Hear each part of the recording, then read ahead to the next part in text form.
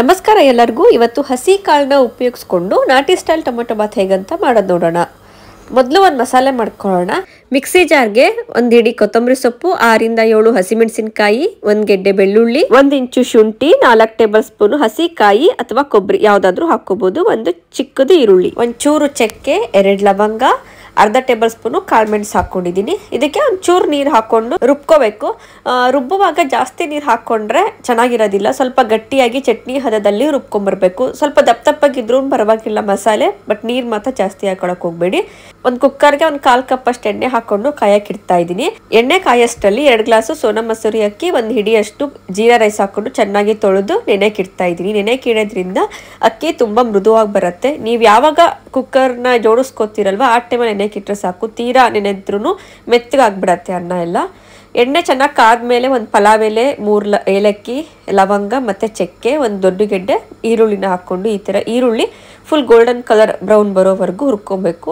ಏಲಕ್ಕಿ ಹಾಕುವಾಗ ಯಾವಾಗ್ಲೂ ಸ್ವಲ್ಪ ಓಪನ್ ಮಾಡಿಬಿಟ್ಟು ಹಾಕೊಳ್ಳಿ, ಆವಾಗಲೇ ಏಲಕ್ಕಿ ಫ್ಲೇವರು ತುಂಬ ಚೆನ್ನಾಗಿ ಬಿಡುತ್ತೆ.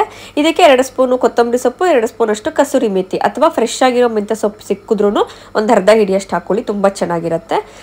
ಸ್ವಲ್ಪ 1-2 ನಿಮಿಷ ಫ್ರೈ ಮಾಡಿಕೊಂಡು ಇದಕ್ಕೆ ಇವಾಗ ಕಾಳುಗಳನ್ನ ಹಾಕ್ಕೊತಿದ್ದೀನಿ. ನಾನಿಲ್ಲಿ ಅವರೆಕಾಳು ಮತ್ತು ಬಟಾಣಿ ಕಾಳು ಎರಡೂ ಕೂಡ ಹಾಕ್ಕೊತಾ ಇದ್ದೀನಿ, ಅಥವಾ ಯಾವುದಾದ್ರೂ ಒಂದು ಕಾಳು ಕೂಡ ನೀವು ಯೂಸ್ ಮಾಡ್ಬೋದು. ನಾನಿಲ್ಲಿ 2 ಹಿಡಿ ಹಸಿ ಕಾಳನ್ನ ಹಾಕ್ಕೊಂಡು ಇದಕ್ಕೆ ಹುಳಿ ಟೊಮೆಟೊ, ಇಲ್ಲಿ 4 ಟೊಮೆಟೊ ಹಾಕ್ಕೊತಾ ಇದ್ದೀನಿ. ಟೊಮೆಟೊ ಬಾತ್ಗೆ ಸ್ವಲ್ಪ ಹುಳಿ ಟೊಮೆಟೊ ಇದ್ರೇ ರುಚಿ ಚೆನ್ನಾಗಿ ಬರುತ್ತೆ.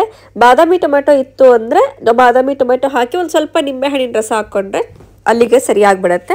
ಟೊಮೆಟೊ ಹಾಕಿದ ತಕ್ಷಣ ಉಪ್ಪು ಹಾಕಬಾರ್ದು, ಸ್ವಲ್ಪ ಅರಿಶಿನ ಪುಡಿ ಹಾಕ್ಕೊಂಡು 1-2 ನಿಮಿಷ ಈ ಥರ ಫ್ರೈ ಮಾಡ್ಕೊಂಬಿಡಿ. ಉಪ್ಪು ಹಾಕಿದ್ರೆ ತೀರಾ ಟೊಮೆಟೊ ಫುಲ್ ಮೆತ್ತಗಾಗ್ಬಿಟ್ಟು ಎಲ್ಲ ಕಲಿಸ್ದಂಗೆ ಆಗ್ಬಿಡತ್ತೆ.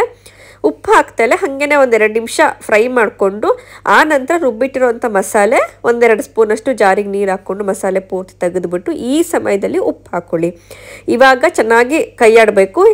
ಕೈಯಾಡಿದ ನಂತರ ಇದಕ್ಕೆ ನಾನಿಲ್ಲಿ ಧನಿಯಾ ಪುಡಿ ಮತ್ತು ಖಾರದ ಪುಡಿ ಎರಡೂ 1 ಟೇಬಲ್ ಸ್ಪೂನ್, ದೊಡ್ಡ ಟೇಬಲ್ ಸ್ಪೂನ್ನಷ್ಟು ಹಾಕ್ಕೊತಾ ಇದ್ದೀನಿ. 2 ಮಿಕ್ಸ್ ಮಾಡ್ಕೊಂಡು ಹಾಕ್ಕೊತಾ ಇದ್ದೀನಿ. ಪುಡಿ ಹಾಕಿದ ಮೇಲೆ ಚೆನ್ನಾಗಿ ಒಂದ್ಸಲ ಮಿಕ್ಸ್ ಮಾಡಿಕೊಂಡು ಸಿಮ್ಮಲ್ಲಿಟ್ಟು ತಟ್ಟೆ ಮುಚ್ಚಿ ಬೇಯಿಸ್ಕೊಬೇಕು. ಎಲ್ಲ ಹಸಿ ಮಸಾಲೆ ಆಗಿದ್ರಿಂದ 1-2 ನಿಮಿಷ ಸಣ್ಣ ಉರಿನಲ್ಲೇ ಬೇಯ್ಕೊಳ್ಳಿ.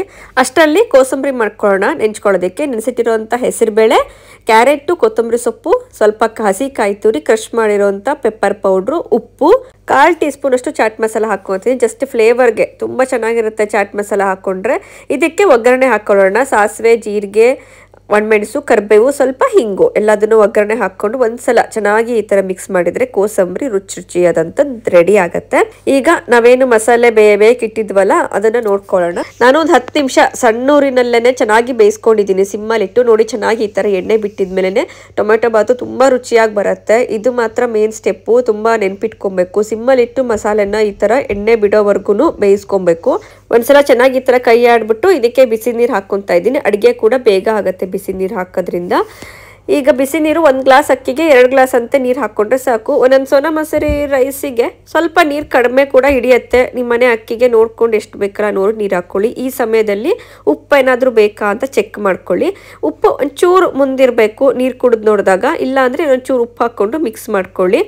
ನೀರು ಚೆನ್ನಾಗಿ ಕುದಿಬೇಕಾದ್ರೆ ಈ ಥರ ಅಕ್ಕಿನಲ್ಲಿರೋ ನೀರನ್ನ ಪೂರ್ತಿ ತೆಗೆದ್ಬಿಟ್ಟು ಬರೀ ಅಕ್ಕಿ ಮಾತ್ರ ಹಾಕ್ಕೊಳ್ಳಿ. ಇಲ್ಲ ಅಂದರೆ ಅಕ್ಕಿನಲ್ಲಿರೋ ನೀರು ಸಮೇತ ಹಾಕ್ಕೊಂಡ್ರೆ ಮತ್ತೆ ಮುದ್ದೆ ಆದಂಗೆ ಆಗ್ಬಿಡುತ್ತೆ ಪಲಾವು. ಒಂದು ಚೆನ್ನಾಗಿ ಈ ಥರ ಅಕ್ಕಿ ಹಾಕ್ಕೊಂಡು ಮಿಕ್ಸ್ ಮಾಡ್ಕೊಳ್ಳಿ. ಈ ಥರ ಚೆನ್ನಾಗಿ ಕುದೀತಾ ಇರಬೇಕು. ಈ ಟೈಮಲ್ಲಿ ಕುಕ್ಕರ್ ಮುಚ್ಚಳ ಮುಚ್ಚಿ 1 ವಿಷಲ್ ಹೊಡ್ಸ್ಕೊಂಡ್ರೆ ಸಾಕು. ನಂತರ ಗ್ಯಾಸ್ ಆಫ್ ಮಾಡಿ ವಿಷಲ್ ಪೂರ್ತಿ ತಣ್ಣಗಾದ್ಮೇಲೆ ಕುಕ್ಕರ್ ಲಿಡ್ನ ಓಪನ್ ಮಾಡ್ಕೊಳ್ಳಿ. ಮೇಲ್ಗಡೆಗೆಲ್ಲ ಒಂಚೂರು ಮಸಾಲೆ ಬಂದಿರತ್ತಲ್ವ, ಈ ಥರ ಸೌಟ್ನಲ್ಲೇ ನಿಧಾನಕ್ಕೆ ಮಿಕ್ಸ್ ಮಾಡ್ಕೊಳ್ಳಿ. ಬೆಳಿಗ್ಗೆ ತಿಂಡಿಗೆ ಆಗ್ಬೋದು, ಮಧ್ಯಾಹ್ನ ಊಟಕ್ಕೆ, ರಾತ್ರಿ ಊಟಕ್ಕೆ ತುಂಬ ಚೆನ್ನಾಗಿ ಹೊಂದ್ಕೊಳ್ಳುತ್ತೆ. ಲಂಚ್ ಬಾಕ್ಸಿಗೆ ಕೂಡ ನೀವು ಕಳಿಸ್ಬೋದು. ಹೀಗೆ ಮಾಡ್ಕೊಂಡ್ರೇ ಮೃದುವಾಗಿರುತ್ತೆ, ಹಾಗೆ ರುಚಿಯಾಗೂ ಇರುತ್ತೆ. ಲಂಚ್ ಬಾಕ್ಸಿಗೆ ತೊಗೊಂಡೋದ್ರೂ ಕೂಡ ಅನ್ನ ಇದೇ ಥರನೇ ಮೃದುವಾಗಿರುತ್ತೆ.